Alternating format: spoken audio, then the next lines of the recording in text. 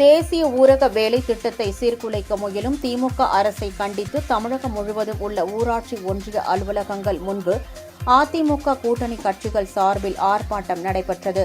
அதன் ஒரு பகுதியாக நாகை மாவட்டத்தில் உள்ள 6 ஊராட்சி ஒன்றிய அலுவலகங்கள் முன்பும் ஆர்ப்பாட்டம் நடைபெற்றது. நாகையில் முன்னாள் அமைச்சர் ஜீவானந்தம் தலைமையில் நடைபெற்ற ஆர்ப்பாட்டத்தில் 500க்கும் மேற்பட்டோர் கலந்து கொண்டு திமுக அரசை கண்டித்து முழக்கங்கள் எழுப்பினர். கொடுத்த வாக்குறுதிகள் என்னாச்சு? கொடுத்த வாக்குறுதி என்னாச்சு? கொடுத்த வாக்குறுதிகள் என்னாச்சு? கண்டிக்கின்றோம் கண்டிக்கின்றோம்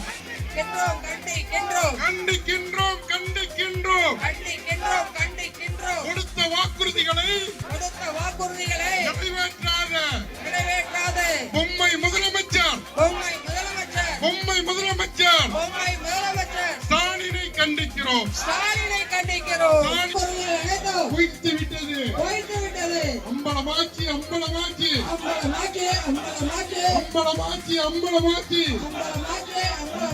மக்களிடம் திமுகவின் பொய் வாக்குறுதிகள் அம்பலமாச்சி கண்டிக்கின்றோம். இதேபோல் கடலூர் மாவட்டம் பன்ருட்டியை அடுத்த அண்ணா கிராமத்தில் திமுக அரசை கண்டித்து அதிமுக மற்றும் அதன் கூட்டணி கட்சியினர் ஆர்ப்பாட்டத்தில் ஈடுபட்டனர்.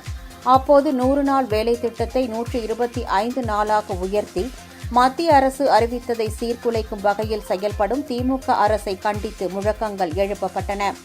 இதில் பன்ருட்டி முன்னாள் சட்டமன்ற உறுப்பினர் சத்யா பன்னீர்செல்வம், முன்னாள் அமைச்சர் தாமோதர் மற்றும் கூட்டணி கட்சி நிர்வாகிகள் கலந்து கொண்டனர்.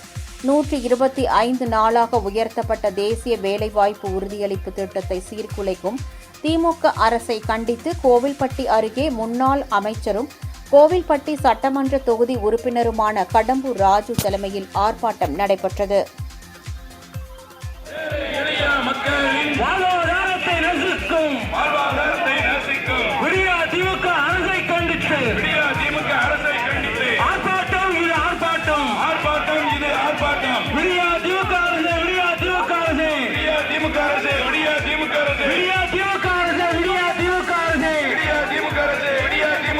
தேசிய ஊரக